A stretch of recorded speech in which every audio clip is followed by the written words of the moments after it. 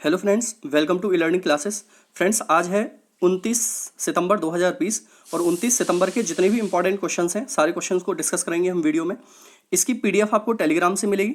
Telegram का link मैं video के डिस्क्रिप्शन बॉक्स में डाल देता हूँ। चैनल को सब्सक्राइब जरूर कर लें जिससे कि सारी लेटेस्ट वीडियो आपको मिलती रहे। चलो शुरुआत करते हैं आज के पहले क्वेश्चन से। क्वेश्चन नंबर पहला है, हाल ही में रसायन और उर्वरक मंत्रालय ने कितने प्लास्टिक पार्क स्थापित करने की घोषणा की है?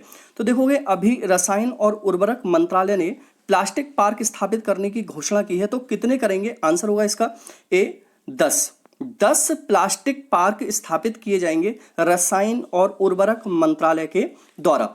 अब देखो यहां पर ये जो 10 प्लास्टिक पार्क स्थापित किए जाएंगे उसमें कौन कौन सी जगह होंगी, मैं इनके नाम भी बता देता हूं आपको। जैसे एमपी में होगा, यहां पर असम में होगा, नाम लिख लेना सभी लोग। तमिलनाडु में होगा, ओडिशा में होगा, झारखंड में होगा, छत्तीसगढ़ में होगा।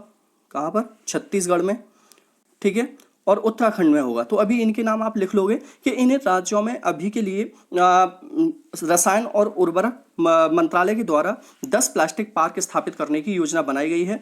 जैसे अगर पर्टिकुलर राज्य की बात करो कि एमपी के अंदर होगा तो 40 करोड़ रुपए की इसमें लागत आएगी। ग्वालियर में करेगी एमपी की सरकार इसमें। तो काफ़ी इंपॉर्टेंट है क्वेश्चन नंबर पहला, जैसे लिखा हुआ भी है यहाँ पर, शुरू होगा प्लास्टिक इंजीनियरिंग एवं प्रौद्योगिकी संस्थान का काम। तो काफ़ी इंपॉर्टेंट है पहला क्वेश्चन, याद रखोगे। 10 प्लास्टिक पार्क स्थापित किए जाएंगे रसायन एवं उर्वरक मंत्रालय के द्वारा। आगे आते हैं, क्वेश्चन नंबर 2 है, हाल ही में उत्तर प्रदेश सरकार ने मान्यता प्राप्त पत्रकारों को कितने लाख रुपए का स्वास्थ्य बीमा देने की घोषणा की है?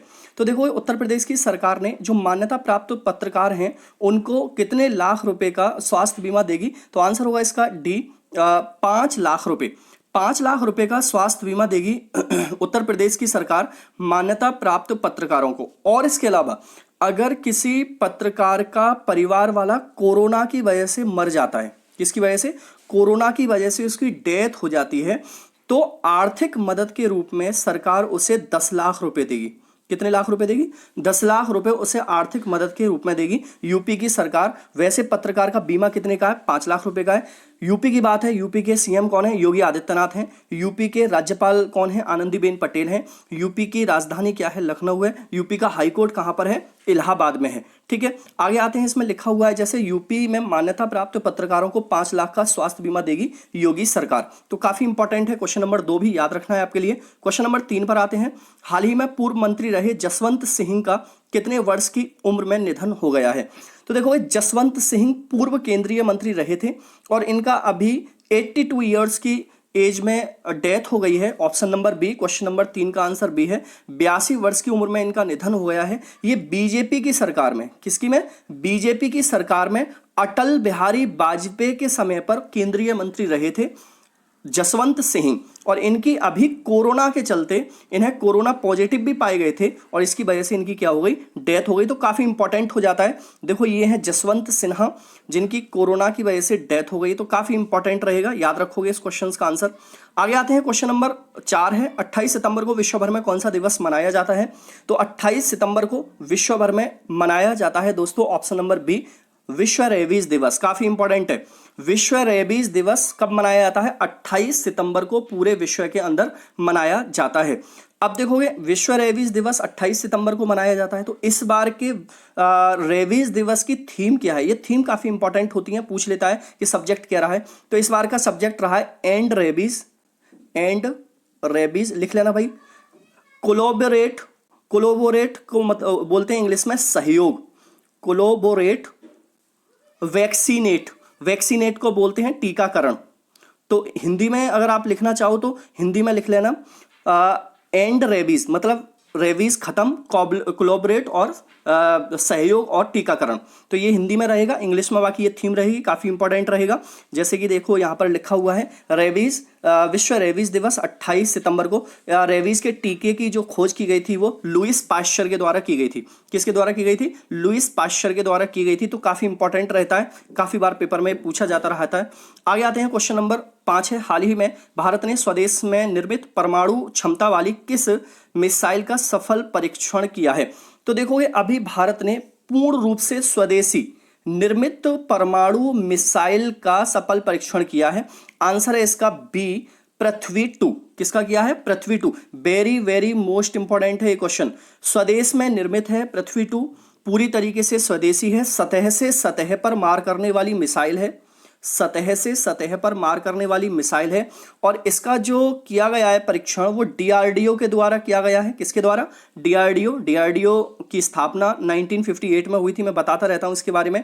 और इसके इस टाइम पर अध्यक्ष कौन है? जी सतीश रेड्डी हैं, न्यू दिल्ली में इसका हेडक्वार्टर है। ये कितनी दूरी तक मार कर सकती है पृथ्वी 2? पृथ्वी 2 350 किलोमीटर दूरी तक मार कर सकती है।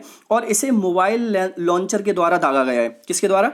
मोबाइल लॉन्चर के द्वारा दागा गया है। और 350 किलोमीटर की दूरी तक ये सतह से सतह पर मार कर सकती है। तो काफी इंपॉर्टेंट है। जैसे कि इसमें लिखा हुआ है, भारत ने किया स्वदेशी पृथ्वी 2 मिसाइल का परीक्षण, सफल परीक्षण, अंधेरे में मार करने में सक्षम। मतलब ये अंधेरे में भी मार कर सकती है। तो काफी इंपॉर्टेंट रहेगा ये क्वेश्चन। आगे आते हैं, क्वेश्चन नंबर 6 है, हाल ही में एसपी बाला सुब्रमण्यम का निधन हुआ है, वे कौन थे? तो देखो, एसपी बाला सुब्रमण्यम, इनकी डेथ हुई है। ये थे कौन? ऑप्शन नंबर सी, गायक। ये सिंगर थे एक, और सिंगर थे, इनकी डेथ हो गई। काफी इंपॉर्टेंट रहेगा, पेपर में आ सकता है ये क्वेश्चन। तो देखोगे जैसे लिखा हुआ है, एसपी बाला सुब्रमण्यम डेथ, सिंगर एसपी बाला सुब्रमण्यम का निधन, कोरोना से हुए थे संक्रमित। तो काफी इंपॉर्टेंट रहेगा ये क्वेश्चन भी, याद रखोगे आप। आगे आते हैं, क्वेश्चन नंबर 7 है, हाल ही में भारत और किस देश के बीच रक्षा सहयोग ग्लोबल आउटरीच पर वेबिनार का आयोजन किया गया है?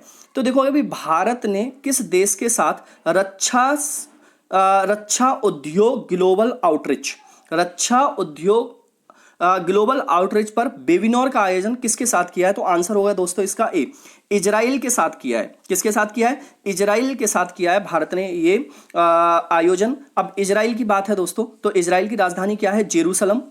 जेरूसलम यहाँ की राजधानी है। यहाँ के प्रधानमंत्री कौन है? Benjamin Netanyahu. बेंजामिन नेतान्याहू यहाँ के प्रधानमंत्री हैं।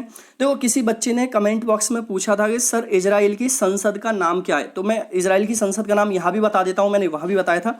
इजराइल की संसद का नाम है नेसेट। क्या नाम है? नेसेट यहाँ की संसद का नाम है। जबकि यहाँ की करेंसी क्या है? Israeli shackle. क्या है? Israeli shackle. तो ये दोनों इंपॉर्टेंट हैं, करेंसी और संसद, दोनों ही याद रखोगे आप। इजराइल के बारे में क्वेश्चंस आता रहता है यहाँ से। बाकी देखोगे, क्वेश्चन नंबर 8 है, हाल ही में किस राज्य सरकार ने भ्रष्टाचार की जांच करने और अध्यक्ष पारदर्शिता लाने के लिए सतर्कता आयोग की स्थापना को मंजूरी दी है? यहाँ पर थोड़ा सा मिस्टेक है, यहाँ पर अध्यक्ष नहीं होगी, तो यहाँ पारदर्शिता लाने के लिए सतर्कता आयोग की स्थापना की है। तो भ्रष्टाचार की जांच के लिए और पारदर्शिता लाने के लिए किस राज्य सरकार ने सतर्कता आयोग बनाने की घोषणा की है? आंसर होगा इसका सी, पंजाब सरकार। पंजाब सरकार भ्रष्टाचार को जांचने के लिए, पारदर्शिता आए सभी डिपार्टमेंट के अंदर, सभी चीजों के अंदर, उसके लिए सतर्कता आयोग बनाएगा। पंजाब की अगर बात करें दोस्तों, तो पंजाब के जो सीएम हैं उनका नाम है कैप्टन अमरिंदर सिंह। कैप्टन अमरिंदर सिंह, ये काफी इंपॉर्टेंट है, याद रखोगे। कैप्टन। और बंडोरे यहाँ के कौन है? बंडोरे, पूरा नाम मुझे नहीं ध्यान आ रहा। बंडोरे यहाँ के कौन है? राज्यपाल हैं। इसकी राजधानी आपको पता ही है, पंजाब की चंडीगढ़ है। जैसे इसमें लिखा हुआ है, पंजाब राज्य सतर्कता आयोग की स्थापना को मंजूरी, एसएसपी डीएसपी जो भी इसके दायरे में आएंगे सबकी क्या होगी? इसमें जांच होगी। तो काफी इंपॉर्टेंट रहेगा, जांच के लिए, भ्रष्टाचार को कम करने के लिए और पारदर्शिता लाने के लिए सतर्कता आयोग पंजाब सरकार बनाने जा रही है। क्वेश्चन नंबर 9 है, हाल ही में किस कार कंपनी ने कार सदस्यता कार्यक्रम लॉन्च किया है? तो देखो, कार सदस्यता कार्यक्रम किस कार कंपनी के द्वारा लॉन्च किया गया है? आंसर होगा इसका बी, मारुति सुजुकी के द्वारा। किसके द्वारा? मारुति सुजुकी के द्वारा कार सदस्यता कार्यक्रम लॉन्च किया गया है। जैसे यहाँ पर लिखा हुआ है, पुणे और हैदराबाद में मारुति सुजुकी ने शुरू किया कार सब्सक्राइब प्लान, अब लीज पर मिलेंगे वाहन। तो ये काफी इंपॉर्टेंट है, मारुति सुजुकी ने कार सदस्यता कार्यक्रम लॉन्च किया है। तो याद रखोगे क्वेश्चन नंबर 9 का आंसर। क्वेश्चन नंबर 10 है, हाल ही में किस राज्य में सड़क विक्रेताओं के लिए ब्याज ऋण मुक्त योजना की शुरुआत की है? ये बहुत इंपॉर्टेंट क्वेश्चन है। तो देखो, किस राज्य सरकार ने जो सड़क पर बेचने वाले होते हैं उनके लिए ब्याज ऋण मुक्त योजना की शुरुआत की है कि पैसा जो मिलेगा बिना ब्याज के मिलेगा उनको? आंसर है दोस्तों इसका बी, मध्य प्रदेश की सरकार ने। कहां, किसने किया है? मध्य प्रदेश की सरकार ने ऐसा किया है। तो काफी इंपॉर्टेंट रहेगा क्वेश्चन नंबर बी का आंसर। इसे इसमें लिखा हुआ भी है, देखोगे, किसान सम्मान निधि योजना एमपी में किसानों को मिलेगी 10,000 रुपये सम्मान निधि और शून्य ब्याज कर। तो यहाँ पर ये क्या है, ये इसने जो किया है ये किसान सम्मान निधि योजना के तहत एमपी सरकार ने किया है। इसके तहत क्या होगा कि उनको 10,000 रुपये का सम्मान भी मिलेगा, 10,000 रुपये भी मिलेंगे, और जो पैसा मिलेगा वो कैसे मिलेगा, ब्याज फ्री मिलेगा, शून्य ब्याज होगा, उस पर उनको ब्याज नहीं देना होगा। जैसे कि आपको दिख रहा है एमपी के बारे में कि एमपी के जो सीएम हैं शिवराज सिंह चौहान हैं, आनंदी पटेल यहाँ की गवर्नर हैं। तो इतना बात याद रखोगे इसमें। क्वेश्चन नंबर देखोगे 11 है, हाल ही में मोहम्मद हुसैन रुबेल किस देश के नए प्रधानमंत्री बने हैं। मोहम्मद हुसैन रुबेल किस देश के नए प्रधानमंत्री बने हैं। आंसर होगा दोस्तों इसका सी, सोमालिया। किसके बने हैं, सोमालिया। सोमालिया जो कंट्री है ये दक्षिण अफ्रीका अफ्रीका की कंट्री है, अफ्रीकी कंट्री है, ये बात याद रखना, अफ्रीकी कंट्री है सोमालिया। और इसी के प्रधानमंत्री बने हैं मोहम्मद हुसैन रोबल। अब देखो सोमालिया की बात है तो सोमालिया की कैपिटल काफी इंपॉर्टेंट रहती है, मोगादिशु। क्या है, मोगादिशु यहाँ की कैपिटल है। इसकी करेंसी भी याद कर लेना दोस्तों, सोमाली शीलिंग। इसकी करेंसी क्या है, सोमाली शीलिंग यहाँ की करेंसी है। तो काफी इंपॉर्टेंट है, इसकी करेंसी और इस कैपिटल दोनों ही याद कर लेना। और प्रधानमंत्री कौन है, मोहम्मद हुसैन रोबल बने हैं। देखो ये है मोहम्मद हुसैन रोबल, जो मोहम्मद हुसैन रोबल सोमालिया के नए प्रधानमंत्री, जैसे कि लिखा हुआ है, काफी इंपॉर्टेंट रहेगा, ये क्वेश्चन भी याद रखोगे। क्वेश्चन नंबर 12 है, हाल ही में किस राज्य सरकार ने यूराइज नामक एकीकृत पोर्टल लॉन्च किया है। तो देखो यूराइज नामक एकीकृत पोर्टल किसके द्वारा लॉन्च किया गया है। ऑप्शन नंबर होगा ए, उत्तर प्रदेश सरकार के द्वारा। उत्तर प्रदेश सरकार ने यूराइज नामक एकीकृत पोर्टल लॉन्च किया है। अब देखो इस पोर्टल को लॉन्च करने का उद्देश्य क्या है। इसका उद्देश्य है छात्रों को ऑनलाइन परीक्षा, डिजिटल सामग्री, डिजिटल मूल्यांकन, ऐसी सामग्री जितनी भी डिजिटल हैं वो प्रदान की जा सकें। और क्या फायदा होगा इससे, 20 लाख छात्रों को शिक्षा करियर काउंसिल और रोजगार प्राप्त होंगे। कितने को, 20 लाख छात्रों को शिक्षा करियर काउंसिल और रोजगार प्राप्त होंगे। उत्तर प्रदेश की सरकार ने किया है। उत्तर प्रदेश की सरकार में योगी आदित्यनाथ मुख्यमंत्री हैं, आनंदीबेन पटेल गवर्नर हैं, राजधानी इसकी लखनऊ है और इलाहाबाद यहाँ हाईकोर्ट है। जैसे कि लिखा हुआ है इसमें, उत्तर प्रदेश सरकार ने किया एकीकृत पोर्टल यूराइज का शुभारंभ। तो काफी इंपॉर्टेंट है, याद रखोगे। क्वेश्चन नंबर 13 है, हाल ही में अंतर्राष्ट्रीय परमाणु हथियार उन्मूलन दिवस कब मनाया गया है। अंतर्राष्ट्रीय परमाणु हथियार उन्मूलन दिवस कब मनाया गया है। आंसर होगा डी, 26 सितंबर। 26 सितंबर को अंतर्राष्ट्रीय परमाणु हथियार उन्मूलन, उन्मूलन का मतलब होता है बिल्कुल एकदम से खत्म कर देना, किसी चीज को जड़ से उखाड़ फेंकना, उन्मूलन इसको बोलते हैं। ये 26 सितंबर को मनाया गया है। और ये किसके द्वारा मनाया जाता है दोस्तों, ये मनाया जाता है यूएन के द्वारा। किसके द्वारा, यूएन के, यूनाइटेड नेशंस के द्वारा मनाया जाता है। तो यूएन के द्वारा मनाया जाता है, तो यूएन का मुख्यालय कहां पर है, न्यूयॉर्क में है, ये आपको पता ही है। इसकी स्थापना कब हुई थी, 24 अक्टूबर 1945 को हुई थी। और इस टाइम पर इसके महासचिव कौन है, एंटोनियो गुटेरस। कौन है, एंटोनियो गुटेरस। तो याद रखोगे, काफी इंपॉर्टेंट है क्वेश्चन भी। जैसे कि यहाँ पर लिखा हुआ अंतर्राष्ट्रीय परमाणु हथियार का पूर्ण उन्मूलन दिवस कब है भाई, ये 26 सितंबर। कब है, 26 सितंबर। ठीक है, आगे आते हैं। क्वेश्चन नंबर 14 है, हाल ही में किस आईआईटी के द्वारा स्वदेशी माइक्रो प्रोसेसर मॉशिक विकसित किया गया है। तो देखोगे किस आईआईटी ने अभी स्वदेशी माइक्रो प्रोसेसर जिसका नाम है मॉशिक विकसित किया है। आंसर होगा इसका सी, आईआईटी मद्रास। आईआईटी मद्रास के द्वारा मॉशिक नाम का एक स्वदेशी माइक्रो प्रोसेसर विकसित किया गया है। काफी इंपॉर्टेंट रहेगा, पूर्ण रूप से स्वदेशी है इसलिए काफी इंपॉर्टेंट हो जाता है। जैसे इसमें लिखा है, आईआईटी मद्रास ने बनाया 100% स्वदेशी माइक्रो प्रोसेसर, इंटरनेट से लेकर क्रेडिट कार्ड तक सब में करेगा काम। तो जो भी छोटी छोटी चीजें हैं उन सब में काम करेगा, मोबाइल सब में काम करेगा। आगे आते हैं। क्वेश्चन नंबर 15 है, हाल ही में किस राज्य में केबल स्टेड ब्रिज का उद्घाटन हुआ है।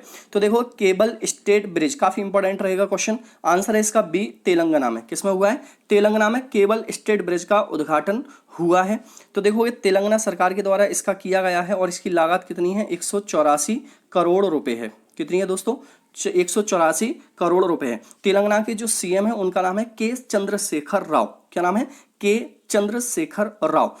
गवर्नर कौन है, तमिलिसाई सुंदराराजन। तमिलिसाई सुंदराराजन यहाँ की गवर्नर है तेलंगाना की। ठीक है, तो इतनी बात याद रखोगे तेलंगाना से। इसमें देखोगे जैसे लिखा हुआ है आईटी मंत्री KTR ने किया एशिया के दूसरे सबसे बड़े केबल ब्रिज का उद्घाटन। यह है इसकी खूबियां। तो एशिया का दूसरा सबसे बड़ा केबल ब्रिज है, ये बात भी इसमें याद रखोगे आप, काफी इंपॉर्टेंट रहेगा। दोस्तों आज का टुडे क्वेश्चन है, हाल ही में वर्ल्ड मैरीटाइम डे कब मनाया गया है? कल ही क्वेश्चन मैंने कराया था, सभी कमेंट बॉक्स में फटाफट से इसका आंसर करोगे। फटाफट आंसर करो, वीडियो को शेयर करो फटाफट से। चलो दोस्तों, टाटा बाय बाय।